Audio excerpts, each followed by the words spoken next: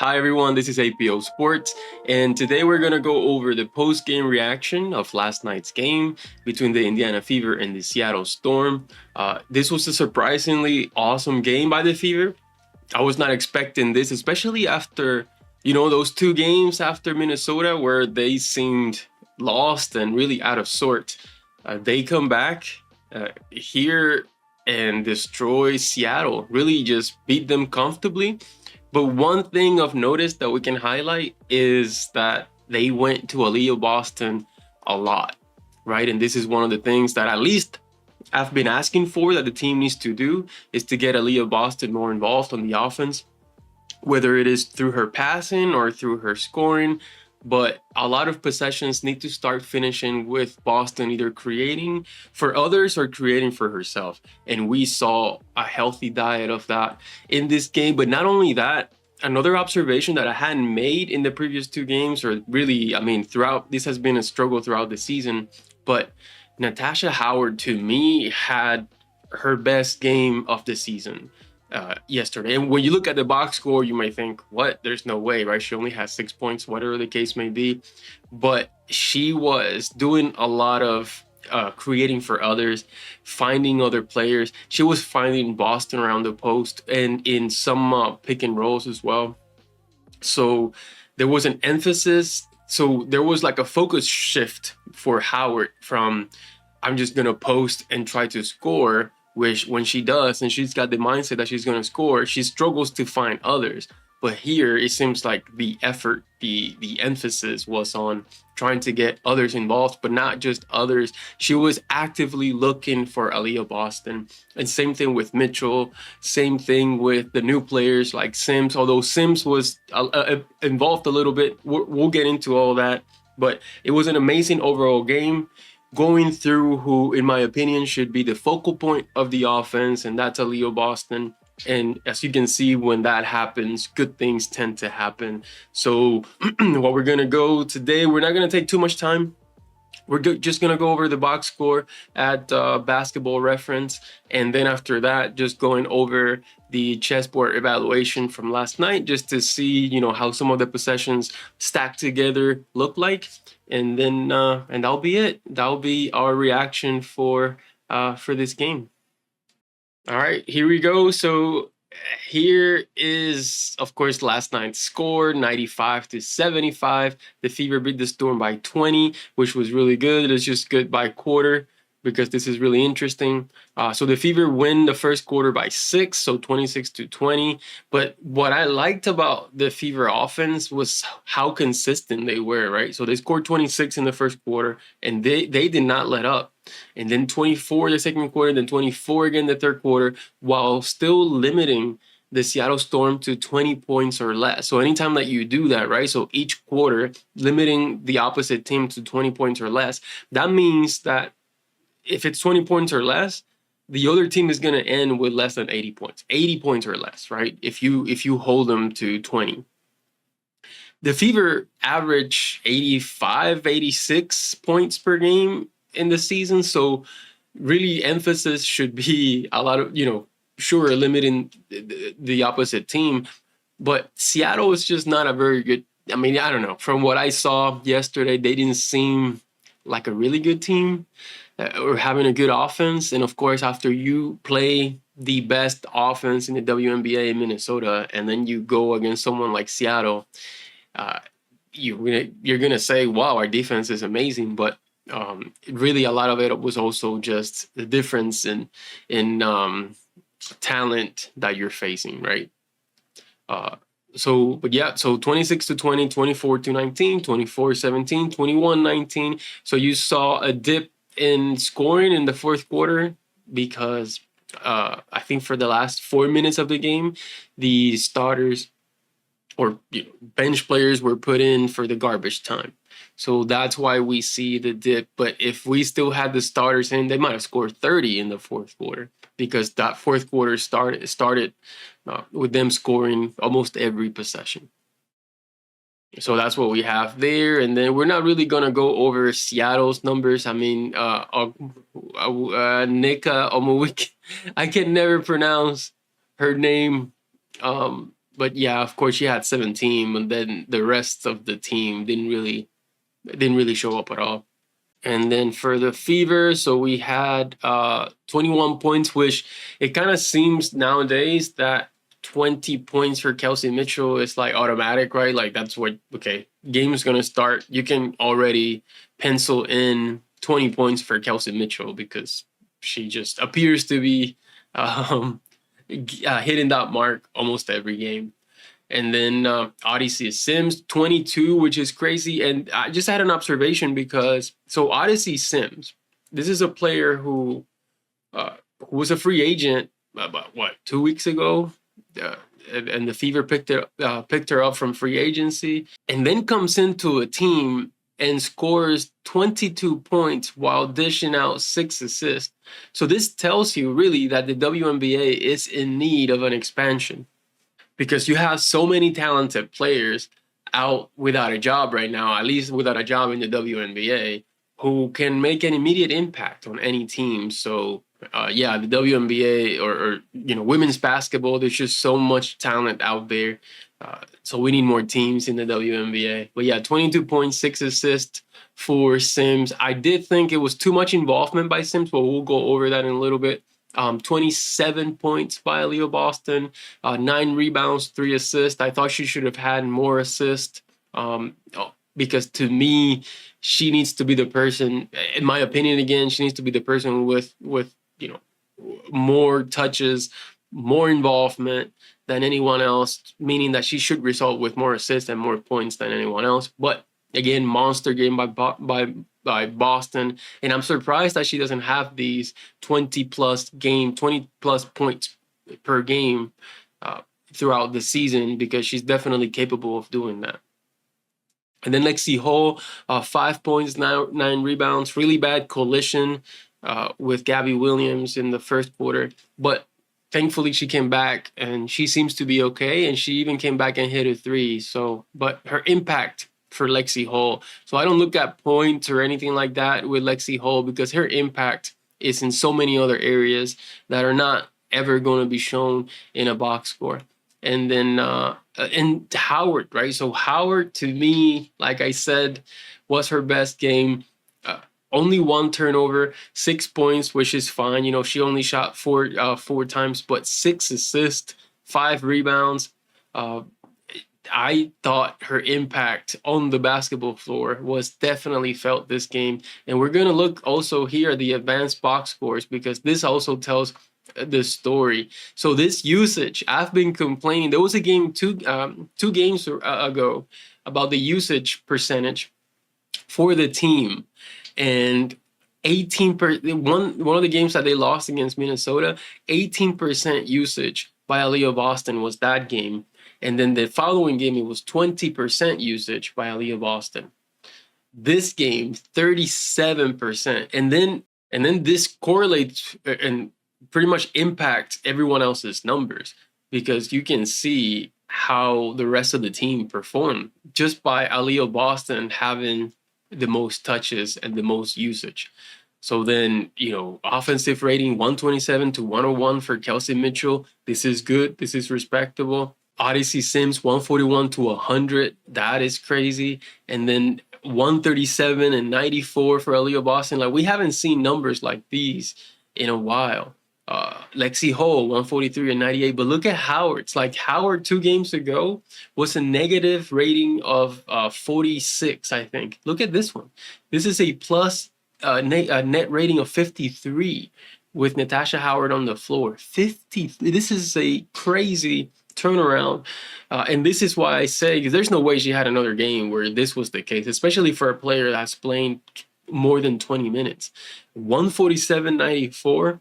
That just tells you that her impact on the floor is so much better when her usage percentage is around 12, 15%. The problem is her usage percentage tends to be above 20, 25, 26, 27, which I think it's not good for the overall team. But when that lowers, look at her impact. It's just so much better. And even assist percentage, like this is just amazing. But it all starts by Aliyah Boston having the most usage on the court. That's a number that I think should be consistent uh, going in and moving forward.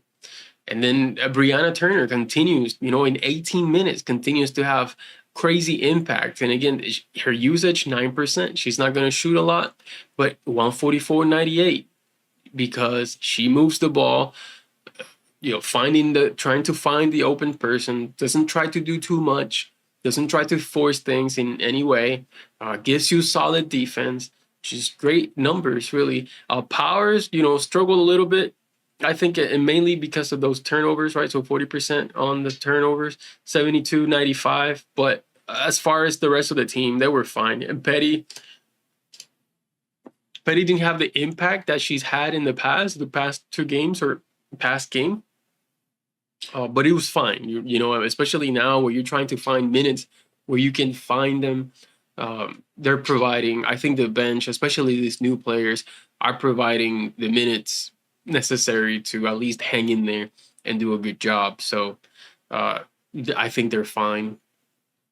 But yeah, no, this was an amazing game. And again, this was perfect in my opinion. I thought the usage by Sims is too high. I think this usage needs to come down a little bit. And then Boston and Mitchell should be the leading usage percentage players every single game. And I think if that's the case, then the Fever are going to be fine moving forward. But it has to be them too. Sims, I just don't. It's nothing against her as a player. It's just, again, like, arrived at the team 2 weeks ago and already having this much trust and control of the team. And the thought that, okay, she's the point guard. No, I still want Boston to be the point guard. So that's the only complaint. But again, I mean, she had an amazing game, just crazy game. Impressive as hell that she can come into a new team and make this sort of impact. So not complaining there at all whatsoever. Okay, so now let's go over the chessboard basketball numbers. So let's go here to the archives, Indiana Fever. Oh yeah, I'm just going to quick plug in here. I'm going to be covering the Lakers and Nuggets when the NBA starts, but we're sticking with the Fever right now. And let's go over this. So for possessions, this first quarter, I thought started with too much Sims involvement. So again, here we were struggling a little bit because it was just too much Odyssey Sims. I mean, she did score here, but then I believe this was a turnover, and then she did assist Mitchell, and I think she scored like a tough mid-range or a three that she shouldn't have taken, but she scored.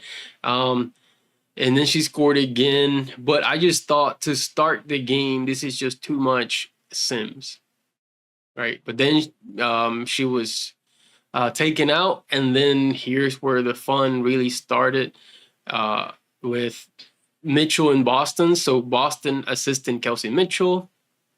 And then here Sims trying to set up Mitchell, but I think that was either a missed three or a missed layup or something like that. And then Sims trying to set up Mitchell again, but that was like a missed three, maybe. Yeah, maybe this is a missed three, maybe it's missed layup. I can't remember what that was. And then Boston trying to set up Mitchell. And then Boston again. And then a turnover by Mitchell. And then a three by Mitchell, assisted by Powers. And just a lot of involvement by Boston here at the end. But I thought this was too much Sims. And then here we're starting again to play. You see how many possessions were involved, Boston and Mitchell. And then if we count, I want to count the possessions that Boston was involved or that ended with her creating for others or creating for herself. So it's 1, 2, 3, 4, 5, 6, 7, 8, 9, 10, 11, 12, 13, 14, 15, 16, 17, 18, 19, 20, 21, 22, 23, 24, 25. 25 possessions out of 72 where Aliyah Boston was involved or where the possession ended with, like I said, Boston creating for her or others. And 2 games ago when I did this, there were only 15 possessions. There was a game, 2 games ago, 15 possessions total. with Boston involvement out of 72. And of course, the Fever got blown out. So you've got to get her involved. And then we get into the second quarter. Again, too much Sims to start. Sims and Dantas. Of course, there's no Boston on the floor anymore, but there's Mitchell. So then Mitchell started to do her own thing, which was great. And then to end the second quarter, lots of Boston. And then to end the second quarter, a lot of Boston involvement again, right? So this is the 18 points. This is when she hit that 3, assisted by Howard, and then scored a mid-range, and then assisted Mitchell, and then scored a free throw. So it was just a lot of Boston involved. And good things happening to end the second quarter. And then in the third quarter, a lot of Howard again. So Howard assisting, right? So Howard assisting Sims, Howard assisting Boston down here, Howard assisting Boston, Howard trying to assist Boston, and then Howard assisting Boston. So this is all great stuff down here. But anyways, the third quarter started amazing, right? So 1, 2, 3, 4, 5, 6. This is six really good possessions, positive possessions in a row to start the third quarter. So that's really good. They kind of towards the end of the third quarter lost some rhythm offensively, but they cemented themselves already. At least half of that third quarter was really good. And again, a lot of Aliyah Boston involvement here, which every time you see great, you see a lot of Aliyah Boston involvement there. And then to start the fourth quarter was 1, 2, 3, 4, 5, 6, 7 possessions in a row that were good or positive possessions, whether they scored or they tried to find a good play. And a lot of that was Kelsey Mitchell scoring, Natasha Howard distributing, and Aliyah Boston scoring. And yes, Sims had a lot of involvement. That's why her usage percentage was so high. But here it wasn't too bad. Here we're positive. She was either driving to the basket, she was finding others. So here in this fourth quarter, it was a lot better. So the fourth quarter started really good, but then once you took out the starters, then things started to, so bad possession, horrendous possession. And also with such a big lead that they had, you can tell that the team starts to, they're just trying to kill clock and let's get the game over with, because that's where you see so many horrendous, like we hadn't really seen a horrendous possession. Well, early in the first quarter, but after that, not really. And then look, we get 2 in a row down here. Horrendous, bad, good for one, because this was Turner assistant Timpson down low, but then bad possession, marginal, horrendous, marginal. So not really that good down the stretch, but really good. So as far as each quarter, the first quarter was really good, really high, even though they scored 26 points. Second quarter, 149, they scored 24 points. Third quarter, 120, they scored 24 points as well. And then fourth quarter, 98, that's where they scored 21 points. But this second quarter was so high, I believe, because they limited turnovers and they had more involvement with Boston. So second quarter, this is all that involvement with Boston and Mitchell. And that's just going to generate the most chessboard basketball points. And then you don't see many. So what, 1, 2, 3, 4, 5 bad possessions. That's not bad at all. So, yeah, this was the analysis. And I like looking at this because you can tell also, like, whenever certain players leave the floor, like, so here, a lot of good things happening with Boston's on the floor. When she's off, then neutral, bad, marginal, neutral, right? With Boston back in the game, a lot of great and good possessions, but then Boston leaves the game and this empty blocks are, the player's not in, and then it goes back to bad, marginal, horrendous, bad, right? So it just tells you that Aliyah Boston being on the floor, it typically means good things. And when the possessions end with her involvement, so whether the box is green, it means good things. So all I'm saying is continue to feed Aliyah Boston down there. But yeah, I mean, this is it for the analysis on chessboard basketball. I'm hoping that as we continue to move on, we're about to finish the regular season and then going into the playoffs. Hopefully, I'll start explaining a little bit better the whole method behind chessboard basketball and how I utilize it and how we can see it to really determine the impact that the players are having on the floor, because this goes beyond the box score. The impact that you see the players having here, everything that's here, it's not things that you're going to see on the box score, right? Like, I count assists that would have been, right? Just a player setting someone up for a good shot, that's going to end up here in the chessboard basketball evaluation. It's not going to end up in the box score, right? But I think there's something to be told about that, because you still have to reward your players that are finding others, even if they miss the shot. So not just counting the assist because it went in, but also rewarding players to trying to find other players for open shots. So we do that here. The turnovers, we provide context on the turnover. Not every turnover is created equal, right? There are some dead ball turnovers that are fine, right? Whenever you throw it out and it goes out of bounds, you have an opportunity to get your defense set. So those are not that bad of a turnover. A live ball turnover is costly, so we do give a grade and apply a score depending on the type of turnover that it was, depending on the type of shot that it was. A lot of times on the box score, what you see is, oh, this player was 5 of 10, 50%. That's not bad. But here, what we do is provide the context on what those shots looked like, whether they were good shots, bad shots, so on and so forth. So we go a little bit beyond, quite a bit beyond the box score. So I know that it's hard to keep up right now, but I'll just continue to present it and utilize it to provide analysis, and so we can continue to talk about the game in a more intelligent way. An understanding way, I guess, is a better way to put it. So, but that's it. That's the post-game reaction for this game. Amazing win by the Fever. They needed this win to try to cement their position in the playoffs. You also want to avoid the 8th seed because you don't want to play Minnesota. I think if the Fever are to play any other team, they have a chance, especially if Caitlin Clark comes back.